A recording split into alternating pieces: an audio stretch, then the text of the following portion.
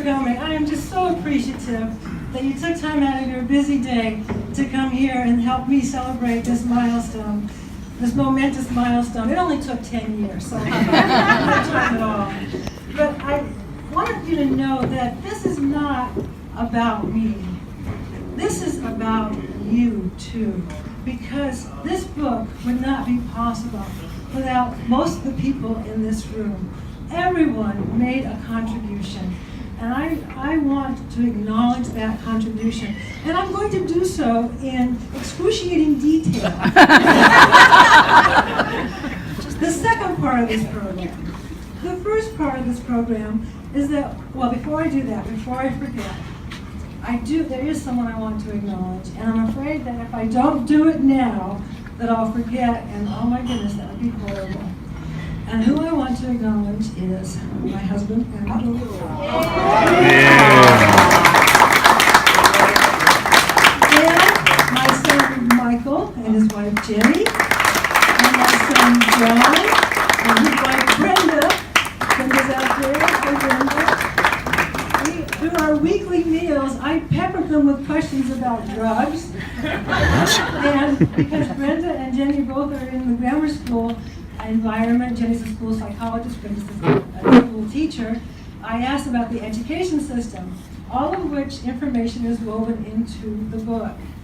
So when I started writing this book 10 years ago, as I said, I came up with a plot. Now they say you're supposed to write what you know about.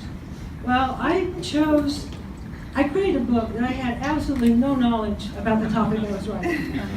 And as a result, I had to do a tremendous amount of research. A book called Why Our Drug Laws Have Failed and What We Can Do About It. And I discovered that it was written by Judge Jim Gray, and Judge Gray lives in Orange County. So I contacted Judge Gray, and I asked him to meet me for lunch. I was so impressed with what he had to say that it made a major impact on me. And when I started writing the book, I had no idea about decriminalizing drugs. It was the furthest thing from my mind. Well, this had such a major philosophical 180 for me that I thought it would be really helpful if we had heard from Judge Gray. Not yet. Just a minute. Now, I don't know about you, but I'm looking. When I told my friend Millie, where's Millie, Paul? Where's Millie? There she is. When I told my friend Millie that I'm writing a book about how 3 people's lives collide over cocaine, she said, Michelle, what do you know about cocaine? And it's an excellent question because truly I know nothing about cocaine. Now, full disclosure, I did do a little grass in 1970-71 when I was in college. Show of hands, how many here also did a little grass? Come on, look at this. It's legal, you can admit to it. Okay, well, thank you. So anyway, as a result of meeting with Judge Gray, it really impacted my philosophy, and it had a change and impact throughout the entire book. So I asked Judge Gray if he would please come and share his experience and what led him to write the book. Would you please welcome Judge Jim Gray?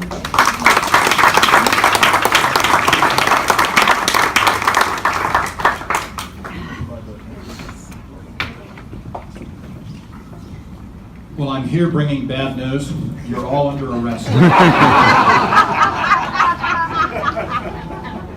Thank you, Michelle. You know, it really is quite an experience. That was the first book I ever read or wrote. And it just is, it's a never-ending process. And even now you go back through and read it and say, oh my goodness, look at this grammatical error or whatever. It never ends. But it is a labor of love. And back on my experience, I'm a former criminal defense attorney in Navy JAG, a former assistant U.S. attorney here in Los Angeles, and then by the time I wrote this book, I'd been a trial court judge here in Orange County for about 9 years. And I just saw how we are churning people through our system for no good purpose, taking away a lot of resources from the prosecution of robbery, rape, murder, and the rest of that, and look around, and even on the occasion that we would find and arrest and convict some form of big level drug dealer, does that mean now that cocaine or marijuana or whatever is no longer available in Costa Mesa or Newport or Santa Ana? No, it's just an employment opportunity for someone else.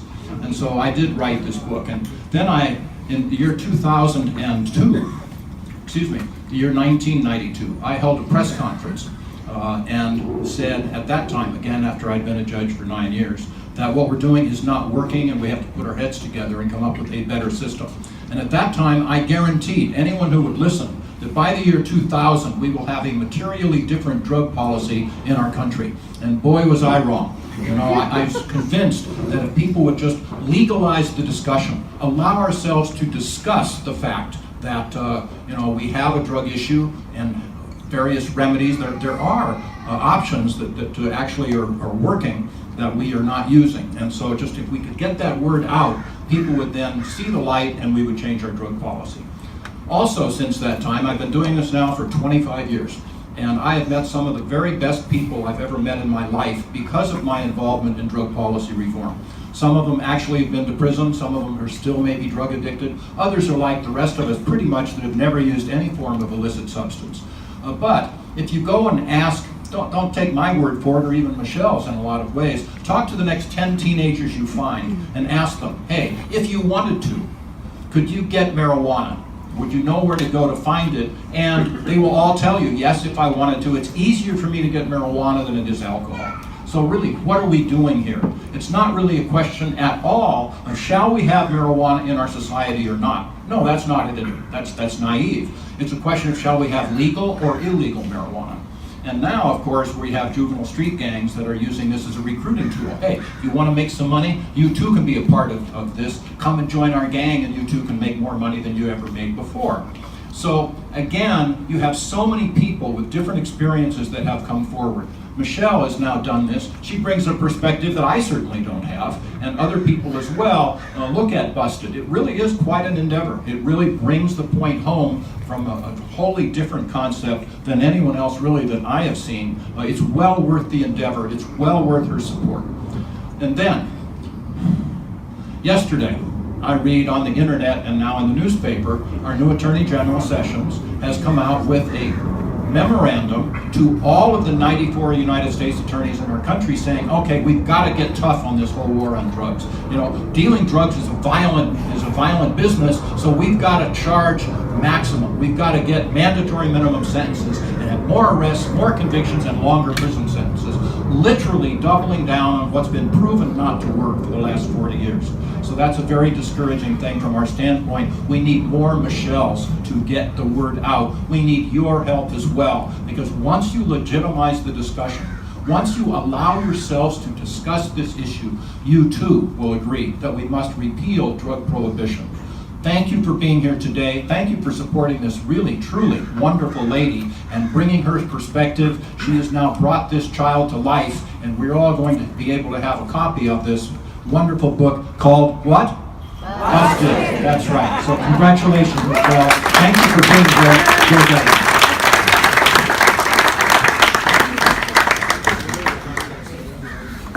I started my writing journey with a writing group, and it was 6 of us, and 3 of the members are here today. And these writers were just excellent writers, far superior to my writing. And I want to acknowledge Debbie Silverberg-Gall and Marcia Sargent and Pam Bennett. Debbie is writing her 2nd novel. Her 3rd novel, oh my goodness, I lost track. Her 3rd novel, Marcia wrote a delightful story, a memoir called Winged Wife, How to Be Married to a Fighter Pilot. Pam was working on a Western. So just thank you so much for my writing group. These guys were fabulous. They were up here, and I was down here. But the thing is, no. I didn't know anything about drugs. I didn't. Yes, but I also didn't know anything about writing. Ignorance is bliss. I thought, okay, I'm going to write a New York Times bestseller. How hard can that be? Yeah, right. 10 years later. Yeah, 10 years later, exactly. So 4 of the people in the writing group had attended a class, a novel writing class, and it was a beginning, intermediate, and advanced novel writing through UCI's extension. Now, Pam and I decided to take the class, and that's where we met Lou Nelson, our writing professor. Half the room knows Lou from writing. Now, I have to tell you a couple things about Lou. Lou is an award-winning instructor. She teaches at OCC, and for years she taught at UCI Extension, and she's a best-selling author.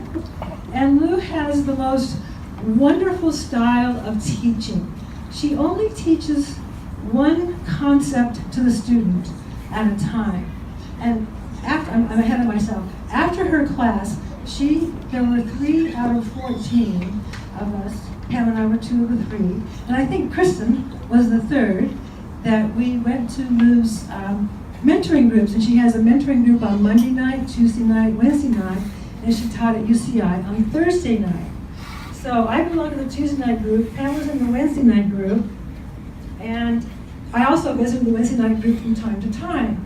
Now, when I was in the Tuesday night group, shortly after I started, Lou said, Lou has an approach called the Oreo cookie approach.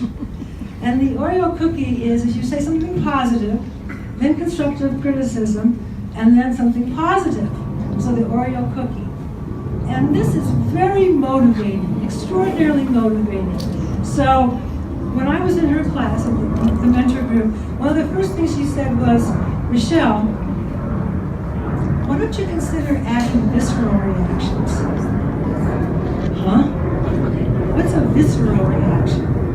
Now, I ascribe to Elmore Leonard. Oh, Elmore Leonard, yes. Now, he says that what he does is that he leaves out the stuff that readers skip. Well, that's how I read books. I skipped the stuff that I wasn't interested in. So who cared about scene settings or sensory or the weather or emotions? I mean, I just wanted to get to the good stuff. So that was my style of writing. So as you see, I had a long way to learn, a long way to come. So Lou, I'd like you to come up on the stage, please. My first submission to Lou with Busted was on October 15th, 2007. And I've asked Michael, you can just stand and sort of hold it up. What this is every submission from every week that I went through Lou's mentoring class.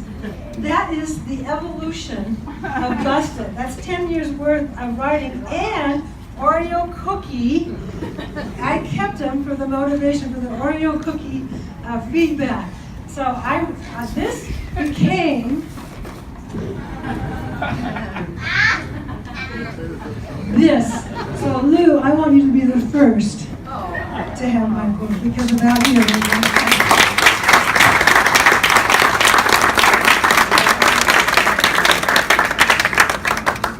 Now, I mentioned the Tuesday, Wednesday groups. There's a number of people here who were also part of the Tuesday, Wednesday groups who had a major impact on Busted. Without their help, Busted is far better because of their contributions. And I do have to get my list just so I don't forget somebody. Is Susan here? I haven't seen Susan yet. Susan Engard? I didn't see her. Oh, there she is. Hi, Susan. Hi. Welcome. Susan was part of that group, and Susan just finished writing an epic novel, kind of like Ken Follett, you know. Huge novel, wonderful writer. That's Susan. And then I have David Collins. Raise your hand, David. Come on. There you go. David wrote a wonderful memoir called Shanghai because he was Shanghai. It's a fascinating story. How old were you, David? 15. Oh, it's an excellent story, excellent writer. Dennis Copeland, where are you, Dennis? There he is, back in the back. Hi, Dennis. Dennis takes the rug out from underneath you with his stories. He is so creative. You're going down one track, and then towards the end, all of a sudden, whoa, what's going on here? just fabulous, great writer, one of my favorite writers. Thank you, Dennis. And then Kristen Tilford. Kristen, if you read Kristen's pages, you think you're reading Janet Ivanovich. In fact, I read a Janet Ivanovich and I thought, this is Kristen. She's stealing from Kristen. Great job, Kristen. I learned a lot from Kristen. And Rosie Lewis, where's Rosie? Where's Rosie? There you are, Rosie. Rosie is adorable. And Rosie has such a great sense of detail with her writing that she'll have one little detail that will bring an incredible image to your mind. Just fabulous. Christine Moore. Where's Christine Moore? Where are you? Oh, there. Raise your hand, Christine. Now, Christine is a nurse, and Christine also had Hodgkin's lymphoma. And she wrote a book called Both Sides of the Bedside. And it's an incredible, it's about her journey from being a nurse to being a patient to being a nurse. It's just a heartwarming story. And she's done a great job of marketing her book. I take my hat off to you, Christine. Okay, oh, and then Dennis Finney. There's Dennis. Here you go. Hey, Dennis. Now Dennis has a red pen. Now, do you remember when you were going to school, a red pen? I would get my pages back, and words would be circled, words would be crossed out, tons of errors, but it helped me to learn. Dennis is a published author, just a fabulous writer, and just a wonderful help. We're just so grateful to have all this talent in Lou's groups. Oh, is Wally here? I haven't seen Wally. Hey, Wally. Hey, there you are, Wally. Hello, Wally. Now, if you think Silence of the Lambs is macabre, you gotta read Wally's stories. I'm telling you, this guy, he has an incredible, he's so macabre. And he does sensory like nobody. He's just fabulous. Hello, Wally. Thank you for coming. Last but certainly not least is my good friend Judy Whitmore. Where are you, Judy? There's Judy. Hey, Judy is not only a writer, she's a singer, she's a pilot. My goodness, there is an airplane scene in my book, in Busted, and Judy helped me with logistics. So I thank Judy for help. Now, if when you read it, Judy, and it's changed and it's wrong, it's my fault. So when these people that I've acknowledged from being in the mentor groups, it's just, they made life so interesting and so helpful. And when you read Busted, you're going to see what you contribute. You're going to say, oh, I suggested that. So thank you. Thank you for your help. You guys are great. Now I'm going to go back in time. Where's Gay? I know Gay doesn't like it when novels skip back in time. Back to when I moved to Newport Beach, it was 1994. And I didn't know anybody in Newport Beach. And a friend of mine named Joanne Wilson had a workshop called Take a Moment and Create Your Life. And I attended that workshop and met about a dozen women. And after the workshop, we met once a week for about 10 years, and we did vision creation. And as a result of that workshop, it helped me to manifest my relationship with Andrew, which I'm very grateful for. And it also, there are 3 women who are supposed to be here. I haven't seen, is Leah here? Is Leah here yet? Oh, there she is. Hi, Leah. Leah was from that group. Chandra, are you here? Oh, there you are in the back. Hello, Chandra. Chandra Felter-Cotter and Linda Watkins. Well, these are wonderful women, and we stopped meeting about 12 years ago, but sometimes when you form bonds, no matter how long time passes, if the friendship is solid, it's still there. Now, in one of those evenings, I said to the group, you know, I need help. I know nothing about drug trafficking. And you know, as a writer, you're supposed to know what you're writing about. And Judge Gray's book was very helpful, but I knew nothing about drug trafficking. And Linda introduced me to the deputy chief of the Anaheim PD, police department, who in turn introduced me to a lieutenant in narcotics. Now, his name is Don Klein. Now, Don is not here. But Don was one of the most instrumental people in helping me with writing Busted. He did He answered my emails 24/7. This is no lie. If I couldn't sleep, I'd get up, I'd go to the computer, and I had a question, I'd dash it off to Don. 3 o'clock in the morning, the man responds. He was just incredible. And Don and I had sent my first email to Don, oh gosh, it had to be in 2009. And we've had this pen pal relationship over the years. And I wish he could be here. He's since retired from the Anaheim PD. He moved to Las Vegas. And he travels around the world teaching countries how to find the compartments that drug smugglers build in cars and trucks. And he's been to Croatia and Serbia and China and Russia and Vietnam and Cambodia. Well, today he's leaving for Thailand, and that's why he couldn't be here. As a result of his work, they have discovered not just drug contraband, but cigarettes, bomb-making equipment, bombs, and a couple IEDs. So it's just, what he's doing is phenomenal. I have to acknowledge him. And the interesting thing about Don, I've never met him. All these years, I mean, he's such a great guy. Now, I didn't tell you that in my book, there's a prosecutor who channels Judge Gray's philosophy. Now, there's two sides to every story, there's two sides to every debate.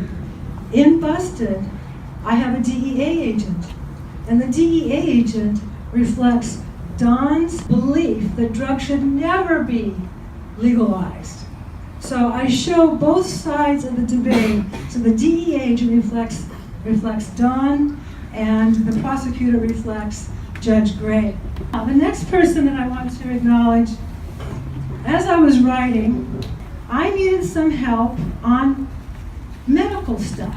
Dr. Lau introduced me to Dr. Reed, and Dr. Reed is an ER doctor. Okay, I gotta get my paper again. West Anaheim Medical Center. I gotta tell you, this guy is a gem. I just adore you, Dr. Reed. I would be down in the dumps. You go through a period of writing, and not just the writing part, but then there's the rejection part with the agents, and then ultimately there's success. But as you go through the rejection part, it's really, it gets to you. Dr. Reed always sent me the nicest emails, and he always made me laugh. Well, the first email that I sent to him was on April 22nd, 2009, and this is an email that I got from him on September 25th, 2015, so that tells you how long Dr. Reed's been helping me. But I thought you might like to read this email, just to... Oh, you want me to read it? just to show you his sense of humor. Hi, Michelle. Fortunately, you've got the tenacity of a pit bull. It apparently takes more sweat equity to get a book published than it does to get accepted into medical school. Don't quit. Eventually, something will break in your favor. I am so grateful for your help, and you were instrumental in making a big difference. Now, all the medical stuff you can thank Dr. Reed for. Thank you, Dr. Reed. This is your place.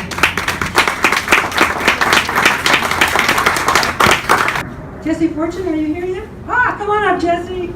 The main character in my book is a female, and she's an artist. Now, Jessie is an artist extraordinaire, a plein air artist, and Jessie is also a personal trainer. And for 10 years, 12 years, I don't know how long, Jessie would come to our house Monday, Wednesday, Friday, 6:30 in the morning, and we would work out for an hour. Well, while we were working out, Jessie would regale us with his party stories. This is a party animal extraordinaire. And he would read my pages, and he would give me feedback, and it was so helpful to have his perspective, the artist's perspective, and to understand what he liked and what he didn't like. It was just extremely helpful and beneficial. So thank you, Jessie. You deserve recognition.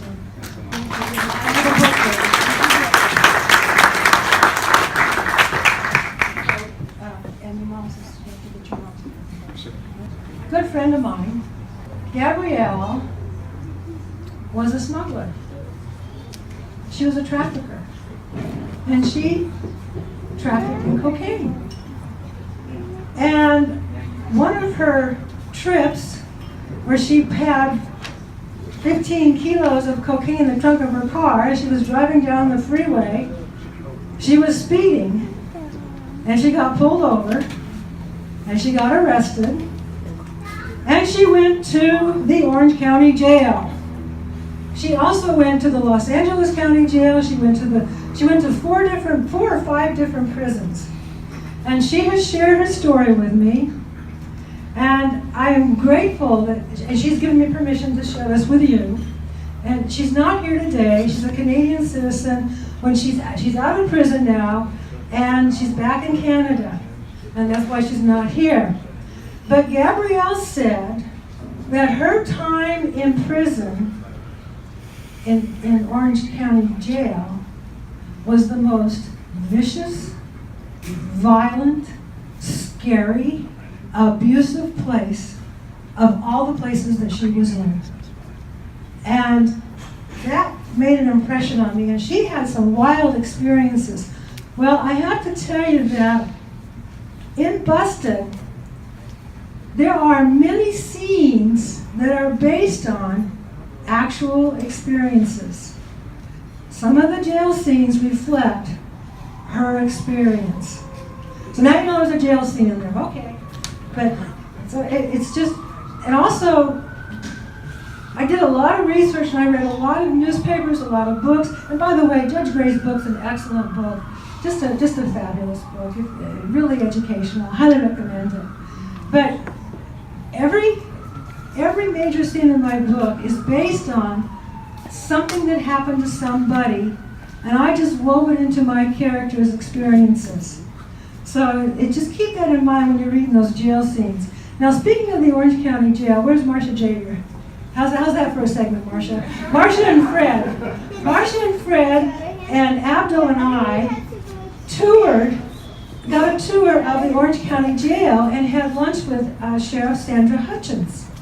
And we got this through Human Options, through one of the charity event at Human Options, and we were able to, Marcia and I colluded to win together, so we did that.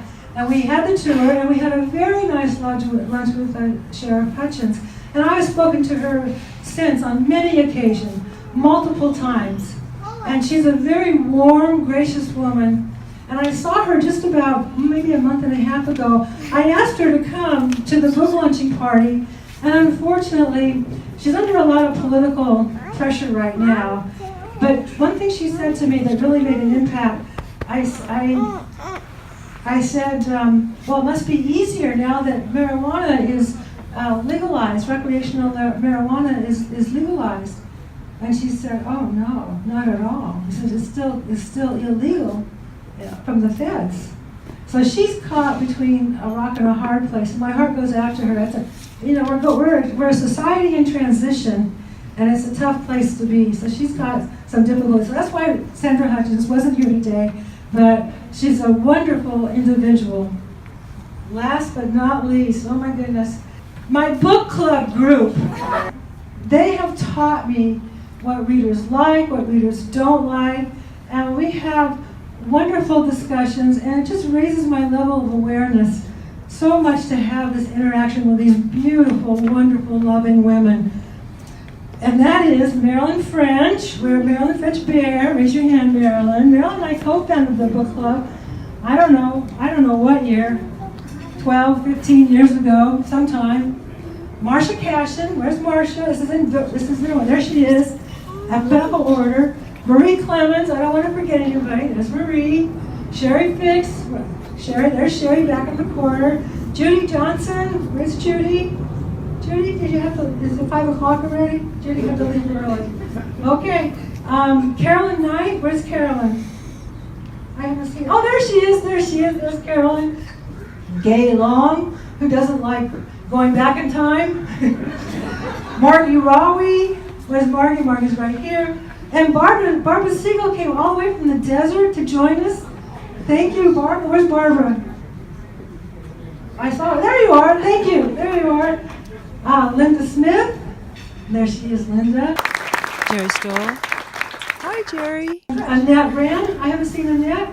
Annette's not here yet. Okay. So my wonderful book club buddies. Thank you. I thought my book was done. No, it wasn't. But because I thought it was done, I asked two people to proofread it for me. One is Margie Murray. Where's Margie? Thank you, Margie. And my daughter-in-law, Brenda. Well, I have to tell you, it's been rewritten at least 8 times since, so it's changed. I purposely didn't call this person out because I didn't know it was appropriate. But they referred me to a dealer who was a cocaine dealer for Pablo Escobar in the 90s. And this guy is fascinating. And he added elements that I had never even considered. And those ended up in my book. And I also worked with an ex-CIA agent, an ex-DEA agent, a prosecutor, a defender. So not just the library of research, but working with all the different people made a huge difference. So that brings us to now part 3, which is the book distribution part of the book launching party. Okay, here comes the shameless self-promotion part. As an author, when you want to start promoting your book and you have no base, you don't have an established set of readers, starting from 0 is quite intimidating. So what do? Well, you make a goal. The first goal is to sell 1,000 books. The second goal is to sell 10,000 books. And what I'm going to do now is I'm asking for your help. Because if you like my book, if you don't, send me an email and we'll discuss it. And I'll learn from what you don't like. But if you do like it, it's like Yelp. Would you please go to Amazon and rate it? And what I've done is I've put a little note on the bookmarks asking you to rate the book on Amazon. So if you would do that, I would greatly appreciate it because it does make a difference. I've been reading Kristen Lamb's blog for the writers here that may know Kristen Lamb. She says that in order to be successful as an author, you need to blog 2 to 3 times a week. I don't want to blog 2 to 3. I don't even want to hear from myself 2 to 3 times a week. But on occasion, I will be blogging and I will share with you what I have learned and what I'm learning. So if you're so inclined, please go to my website and sign up for my blog because that too makes a difference. So my website is michelekhoury.com, www.michelekhoury.com. It's on the bookmark. It's on the bookmark. Does anybody have any questions? I've been doing all the talking here. Yes, Ralph. The history behind the cover? The history behind the cover. The history is that the main character is an artist, and Page Publishing, I give them some ideas as to what I want on the cover. They came up with the artwork. We had half a dozen via email conversations with a few fine tunes here and there, and that's how the cover evolved. Is that what you're asking? What's that white stuff? Oh, what's the white stuff? This is cocaine here. That's cocaine. You have to look for it. That's cocaine. Thank you for coming. I'm just so grateful, and everybody has been so incredibly helpful. Again, thank you. Love you all.